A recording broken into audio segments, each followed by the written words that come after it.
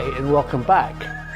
People have been asking me about my views on UFOs. Actually, I have very strong views on the idea of alien life. I've worked on films about astronomy, and if you look at our galaxy, which is just one of millions of other galaxies, there's stars out there that are higher in carbon and oxygen than our sun. So potentially they could make worlds like the Earth that could have carbon-based organisms like us that could live and eventually have civilizations that could produce sophisticated flying craft. But the chances of them coming to our little planet in aluminum spacecraft that look like flying saucers is, in my opinion, pretty low. My take on UFOs is this. 90% of all sightings of genuinely called unidentified flying objects are easy to identify as man-made craft or natural phenomenon. But there are 10% of sightings which are intriguing. When I see photographs and film, I immediately dismiss most of the sightings as hoaxes or something which is easily explainable. I love seeing film of stuff which is like, I wonder what that was.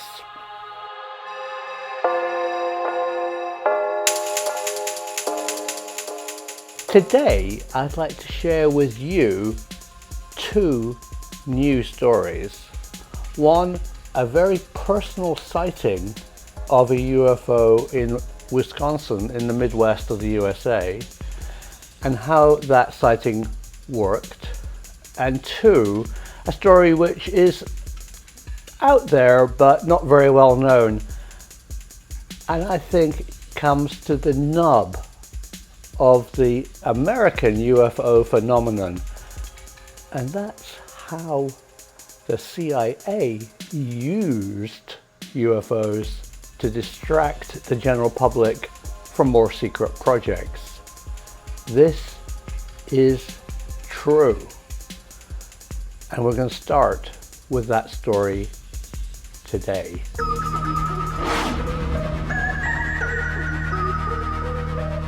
The Roswell flying saucer crash.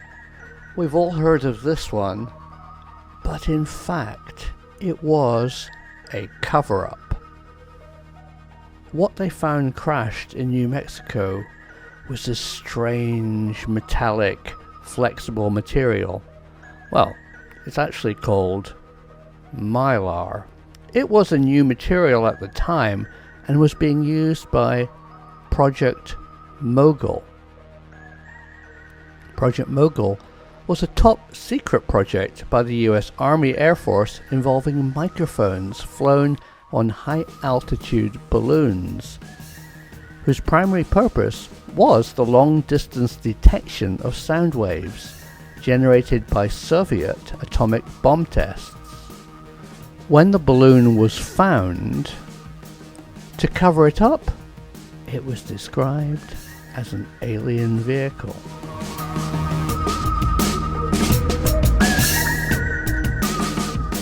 Sandia National Laboratories, well known for producing nuclear triggers and doing other defense work.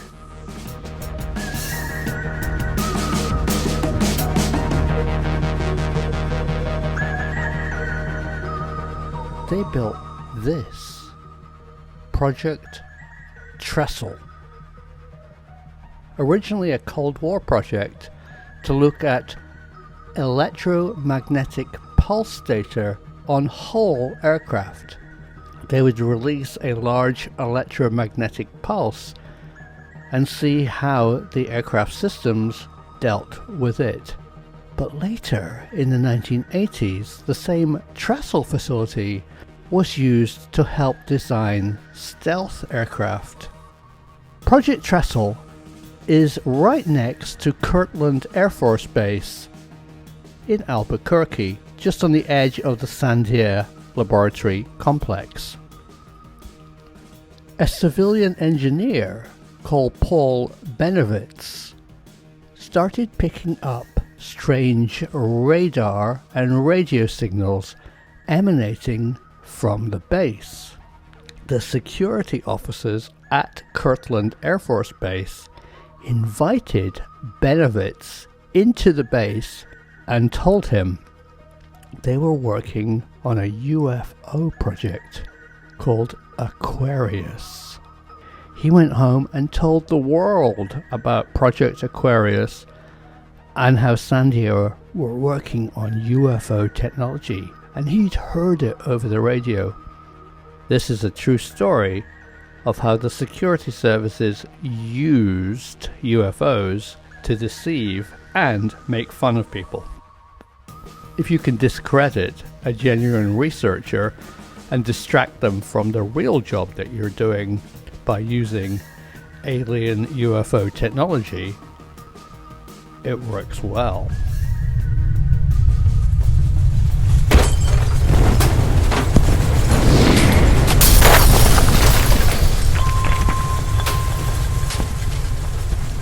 And here is my personal UFO encounter.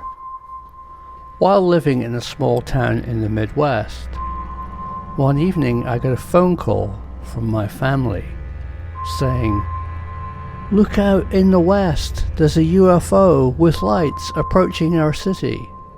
I looked and saw nothing.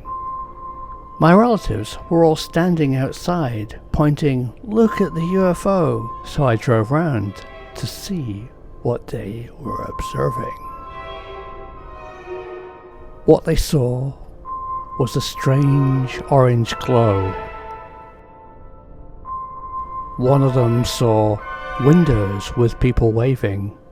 Others saw the UFO approaching slowly from the sky. It seemed very strange. Was there a more reasonable explanation? So, taking a walk around the block, I saw what it was. A neighbour had put up a new UHF TV antenna directly above an orange sodium streetlight. The evening was slightly breezy. The antenna was waving in the wind. So back at my relative's house, this strange metallic orange waving and glowing thing became an unidentified flying object. It just shows you the truth is out there.